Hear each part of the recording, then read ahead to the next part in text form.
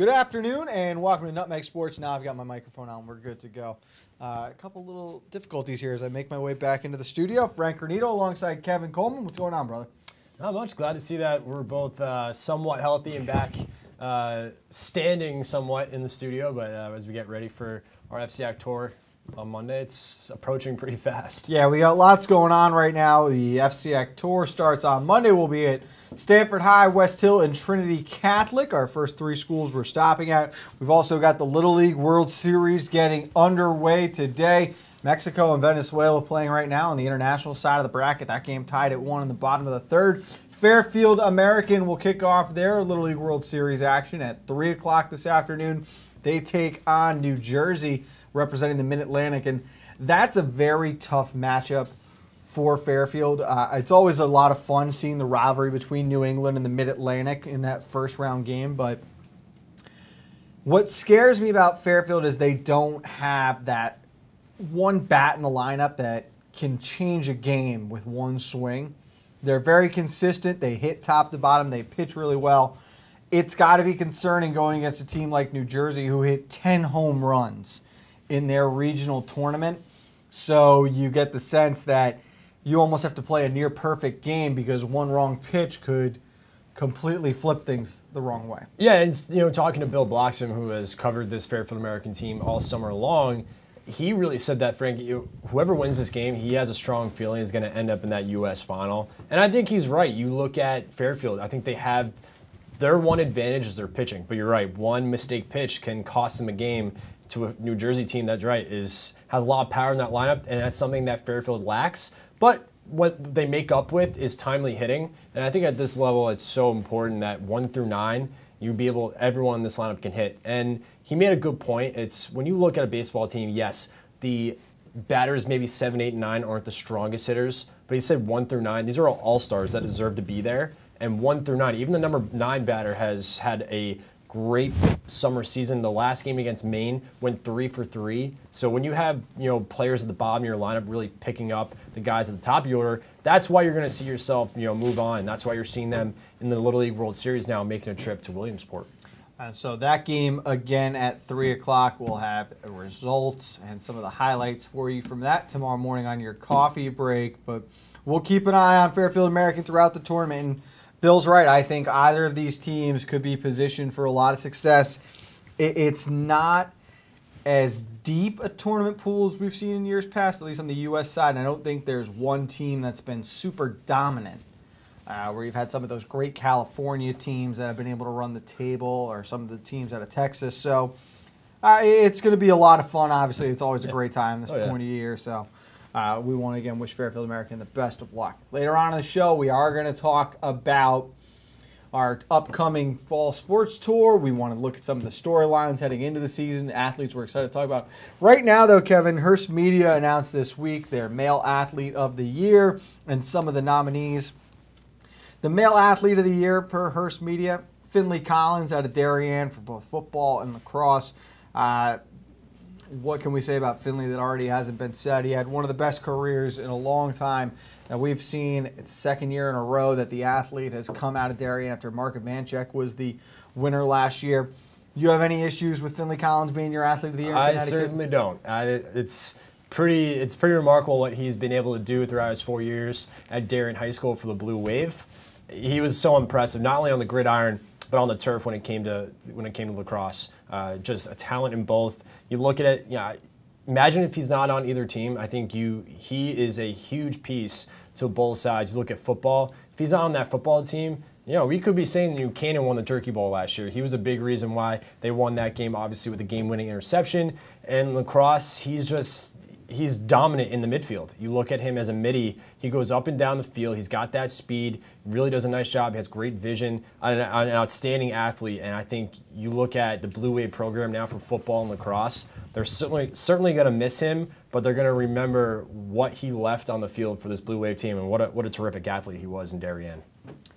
Did not lose a game in the last 2 seasons of his career, neither his junior or senior year. He did not lose a single game. It's absurd.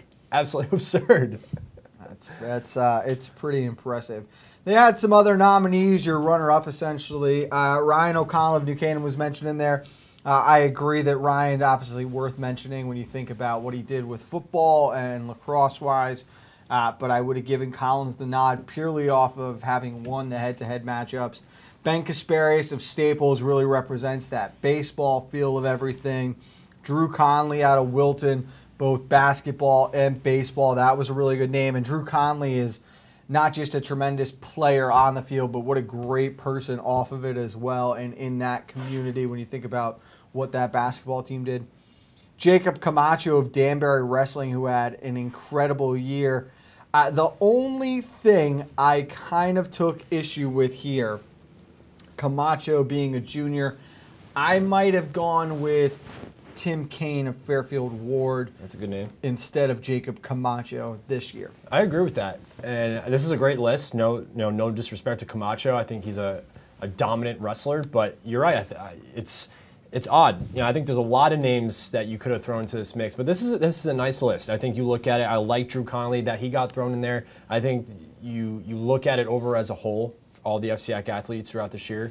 You could have put in some others, but Drew Conley's a nice one. Of course, Ryan O'Connell, we've grown a great relationship with. He had a great 4 years at New Canaan as a football player and lacrosse player. It's a really nice list. Ben Kasparius, a great baseball player. What a senior season he had. Gatorade Player of the Year. This is a good list. I like this, and I think if you're these 4 to 5 athletes, you have to feel very proud of yourself of what you represent for your school and for your community. So those were the nominees and the winner, Finley Collins. Kev, let's take a quick break here. When we get back, we've got a pretty cool interview coming up. Our own Kate Japlensky caught up with a representative from Hope for Warriors about a sunset run this Sunday that's taking place in Shelton to support servicemen and women. We're going to have that right after the break on Nutmeg Sports. Things are heating up this summer. See some of the world's best tennis players at the Connecticut Open presented by United Technologies. Enjoy food trucks, entertainment, and special events throughout the week, August 18th through the 26th. Get tickets at ConnecticutOpen.org. At InSports Trumbull, the game is always on inside. Registration is now open for our fitness training programs for high school athletes. The InSports Performance Center is offering blast speed classes, athletic functional movement assessments, and both men's and women's elite speed and strength training. Our premier programs help bring athletes to the next level. Call 203-268-1214 for more information. Like and follow us on Facebook. School's out, the weather is hot, and the fish are biting. Whether you're heading to the beach or out on a boat, stop in at the dock shop before you go to fill your beach bag or tackle box with everything you'll need for fun in the sun.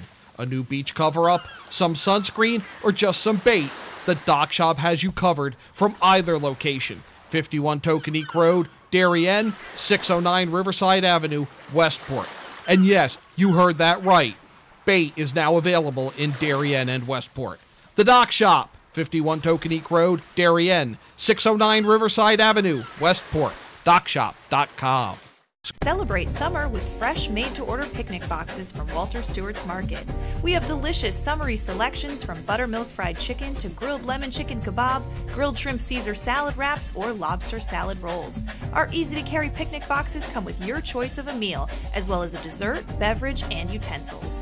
Order online for simple pickup options. Walter Stewart's Market, 229 Elm Street, New Canaan, and online at stewartsmarket.com.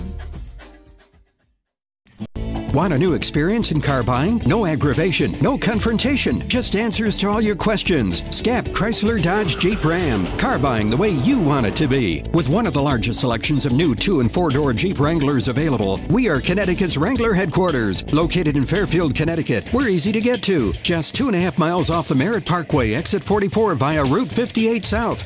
Save thousands right now at the Summer Clearance event. Now through August 31st. I'm Tracy Masella, a licensed clinical social worker at Silver Hill Hospital in New Canaan. Join me each month as we talk with experts on the front lines of the treatment of mental health and addiction. Straight Talk with Tracy, a Silver Hill Hospital production, airs at 12 p.m. on the second Thursday of each month here on the HAN Network.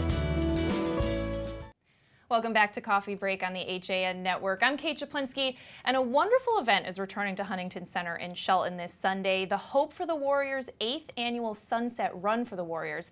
And I'm joined today by Steve Bartomioli, a Senior Director of Sports and Recreation for the organization. Steve, so happy to have you. Thanks for having me. I'm excited to be here. So first, tell us about Hope for the Warriors. What is the work that they do? So we're a nonprofit. We help post 9/11 veterans, also active duty reserve guard members in all 5 branches.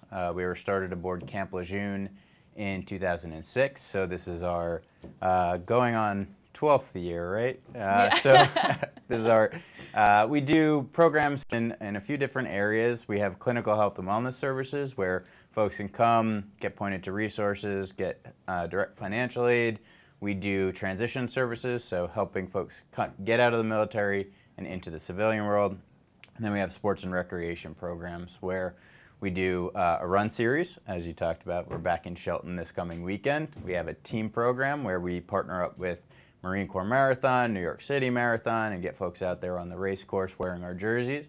And then we do outdoor adventure, so getting folks back into a unit type setting in nature and kind of relaxing and decompressing in those ways. That's so cool. Now let's talk about the Sunset Run, because there's different levels of this. So if you're a true athlete, there's a run for you. If you just want to have some fun, if you're a kid, there's a kids fun run. So tell us about the different levels, kind of how the event's set up. Yes, we definitely aim for all ability levels to be out there and participating with us. The history behind that is actually when a service member gets hurt in combat or in training or whatever it might be, our run series could potentially be their first step back into an active lifestyle. So something that's really important to us is making sure that that ability for anybody to participate is there. And the other aspect of it is the military family is really important to us. So making sure that the kids can participate and mom and dad can participate with the children. It's definitely an important key factor in what we do. So there's walk. You can walk the 5K if you want to. You can be competitive in the 5K, and we definitely have a 10K for folks to get out and get after it. Yeah, and tell us kind of a little bit about the atmosphere, because I've been to one of the Sunset Runs, and it's really just an amazing atmosphere. You see some military members there, you see other people cheering them on, the families, you were talking about it. I mean, it's really just supportive in a lot of ways. Yeah, and that's one of the other main initiatives of our race series in general, not just the Sunset Run, but definitely here. Bridging the gap between the civilian world and the military world, giving both sides exposure to the other and making sure that that's there. And that's kind of part of that transition that we do for service members, making sure that, people feel comfortable in their community, going out and seeing that there are people there who care about them. Now, as Director of Sports and Recreation for the organization, what's something that you've learned or that's really kind of opened your eyes in working with the organization? Oh. Could be a hard question. That is definitely a hard question. I'm sure there's a lot. I kind of always go back to how resolute the spirit of the warriors that we work with is. Just getting out there after being injured or being in adverse situations and still wanting to compete and get after it in different ways, and what folks are really capable of, and how all of us can apply that in our own lives. That's really inspiring. Now, people don't even have to run necessarily in the race. They could just kind of be in Huntington Center this weekend and kind of cheering everyone on as they cross that finish line, right? Correct. Yeah, cheering is definitely highly encouraged. Volunteers, if people want to come down and volunteer, we definitely have a ton of different areas where they can do that, whether it's handing out waters or helping us set up prior to. Whatever it is, we can definitely use the extra hands. So now how can people sign up if they do want to participate this weekend? They can go right to our website, which is www.hopeforthewarriors.org, and that's all spelt out. Yeah. And if you go right to the race page, and we're doing bib pickup day before and day of. So day before we'll be at we have a fitness studio we're working with, which I can't remember the name of right We can now. put that information up. We'll put that information up in the post. And also we start bib pickup at 2 o'clock day of. That day in Huntington Center. Correct. All right, very cool. And how can just people support Hope for the Warriors if they don't participate in this weekend's event? There's tons of different ways. As I said, definitely volunteerism. We have tons of different opportunities, and those span the country. Different donations are always helpful for sure. But you know, get out there, run a race, wearing our jersey. Any type of word of mouth support is really helpful, and you know, that's how we get our name out there. Yeah, and we do want to mention, it is these former military members that do benefit from this race and the money raised in it. Yes, it goes directly to them. Correct. It comes into the organization and goes into the programs that we put on. All right, Steve, thank you so much for telling us more about Hope for the Warriors. Really appreciate it. You guys do amazing work. Thanks for having me. All right, and we really encourage everyone to go this Sunday in Huntington Center. Check it out, the Sunset Run for the Warriors. At Pure Barre Ridgefield, our tried and true method can shape every body and fit any schedule. Pure Barre is a total body workout using the ballet bar to perform small isometric movements, which burn fat, sculpt muscles, and create long, lean physiques. Sweat away the day and get lost in the music. Pure Barre Ridgefield, located at 86 Danbury Road. Like us on Facebook at Pure Barre Ridgefield. Now teeing off, Paul Miller from Miller Nissan in Fairfield.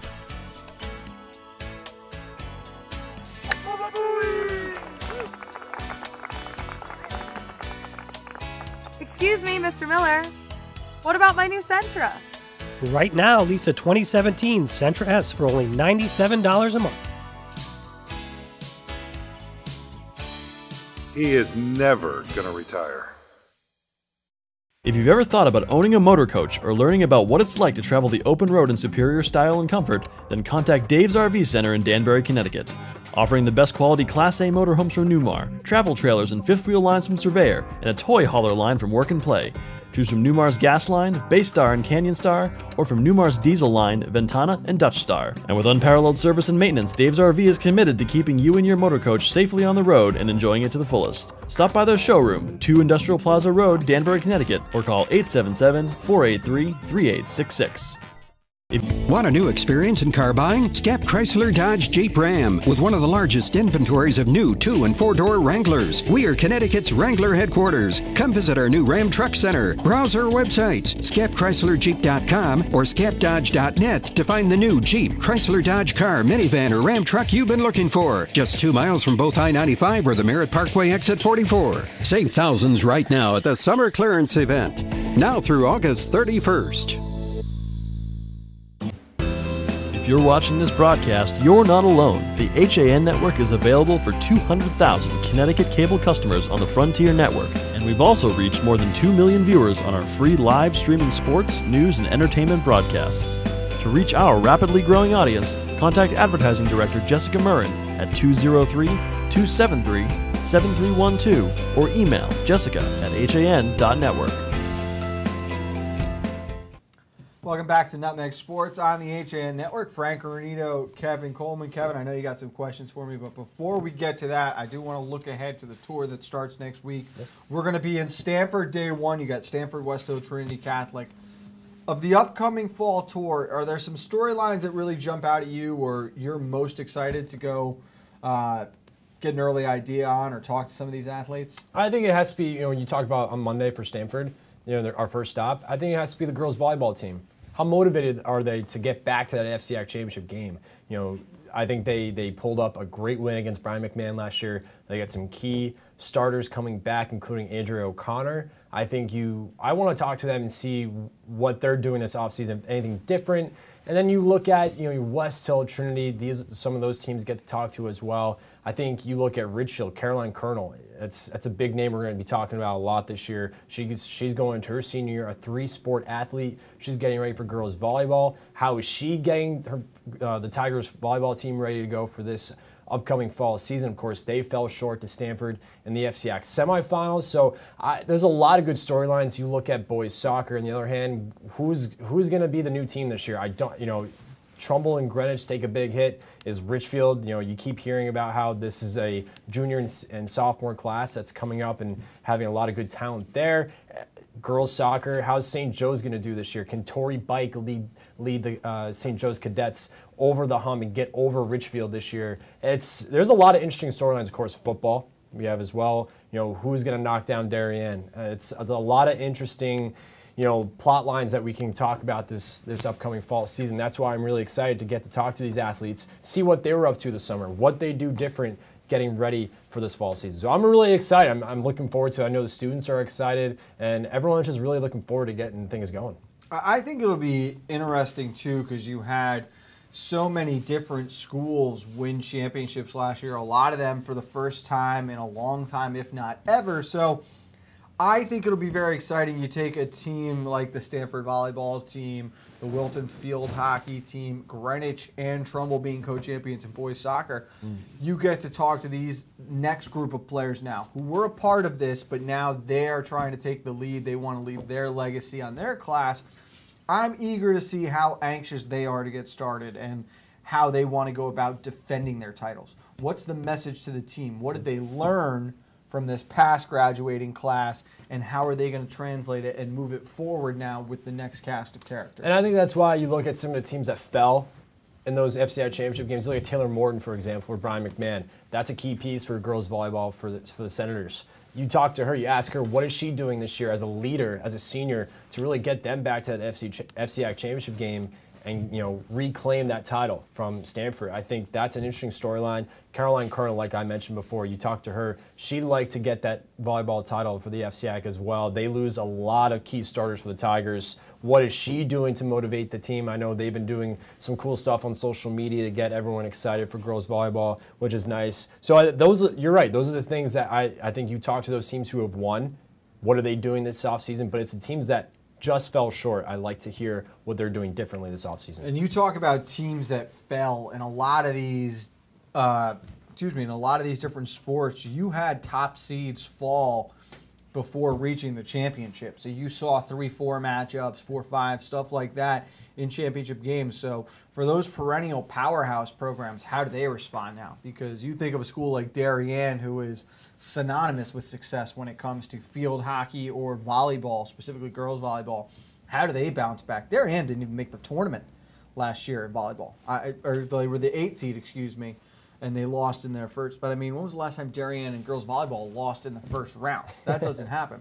They weren't even in the championship in field hockey. That doesn't happen after they got knocked off by Staples. You had Norwalk, a team that was in the semifinals in field hockey. So while football is still sort of struggling to really balance the power out and take it away from being a two-headed monster and just a two-team race before everyone else, the rest of the conference across the board in these other sports, it's become very balanced. It's extremely competitive, and it's why the FCIAC is thriving the way it is right now. You're right. You look at all those sports besides football, you're absolutely correct. It's so competitive. Every team's in it. Boys soccer, girls soccer, every year you expect someone else to win that championship. It's not always going to be the same team every year. Field hockey, is Staples going to be able to win it all this year? What's going to happen with Wilton this year in field hockey? Girls volleyball, it's really going to be really fun to watch how competitive these teams are this year, because it's exciting because you look at some of the juniors we got to see last year. They get a year older. Now they get to be seniors. So it's going to be fun to watch them, seeing them grow into leaders and seniors on their varsity teams. Well, you also want to see who was going to stand out, have the biggest personality on the tour, who gets the best interviews. I mean, a personal favorite of mine was getting to talk with Titus James last year of Danbury for both basketball and football. That was a funny young man and just a blast to have on. You get those captains who just happen to be naturally confident. They love that moment in the spotlight, are willing to grab the microphone. So it's always a lot of fun, and we're looking forward to seeing all the athletes. We will have the full tour schedule for you tomorrow morning on your coffee break. But again, we're at Stanford, West Hill, and Trinity Catholic on Monday. Kevin, before we get to your question here, we do want to take the time to announce that the HAN Network's fall broadcast season will kick off on Friday, September 8th, when the New Canaan Rams host St. Joe's from Dunning Field at New Canaan High School. That'll be our first fall broadcast. We're right back at it on Saturday afternoon. Sacred Heart University, Trumbull and Greenwich, 2:30. It'll be a doubleheader weekend for you right here on the HAN Network. And then we'll have the full schedule for the month of September coming up for you at the start of next week. It's going to be a real good game. You've got two teams coming off state championship appearances. New Canaan with the state championship win.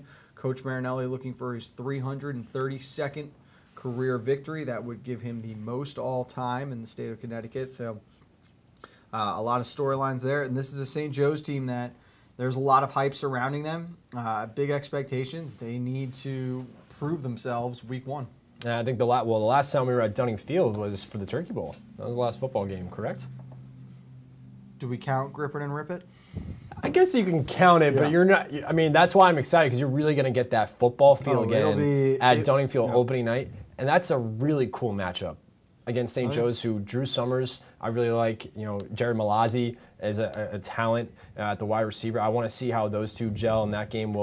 How's New Canaan going to do defense-wise on Jared Malazzi? Because that kid is unbelievable at the wideout position, and it's going to be a tough week one matchup for both sides. Really cool matchup. I think you're going to see a great turnout from St. Joe's coming down to Dunning Field. You're going to see a great turnout of all New Canaan Ram fans. So that Friday night game is going to be a lot of fun. Then you look at Saturday, right after that, at Sacred Heart. That's going to be a cool atmosphere as well. Trumbull, Greenwich, another intriguing matchup. So that is one way to really kick off the fall season, is two outstanding matchups for high school football. All right, we've had a lot of fun all summer, big debates going back and forth between ourselves. I'll give you one more question here before we hit the road for the tour. Well, actually, I have two, if you don't mind. So my first question to you is, who's more likely to have a bigger senior season? This is fall, winter, and spring, or maybe, in this case, maybe just fall and winter, but bigger senior season. Morgan McCormick of the Wilton Warriors or Andrea O'Connor of the Stanford Black Knights?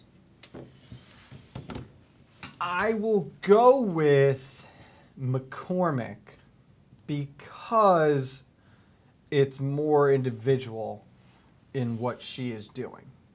The Wilton cross-country and track and field teams are not going to be FCX champions. Maybe they can win a state championship in one of the lower classes, but she will continue to be an individual champion, and I think she will succeed individually at the state level, at the regional level, and at the national level. She is a very special talent, and I'm excited to see how she can continue to improve on already record-setting performances through her first 3 years.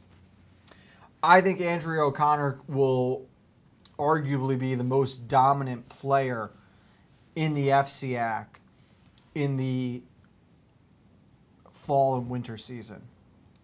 This is no disrespect to Caroline Colonel, who's going to push O'Connor every step of the way, but I just think when you look at what Stanford is bringing back from a FCX championship volleyball team, and then you look at what's surrounding O'Connor and the basketball team in the winter, because they still have Kellner. Lena Scala is going to be that much better. Jagodzinski is back as well. So there's still a lot of Brooke Kelly. Yep. So there's still a lot of depth and support to O'Connor that I don't think she needs to be as dominant, or the stats don't need to jump off the page the same way McCormick is going to be in the spotlight. Caroline Colonel questions are coming in a few weeks, so don't worry. But Morgan McCormick, there you go. Last question for you is, who are we more likely to see play each other in an FCI championship game?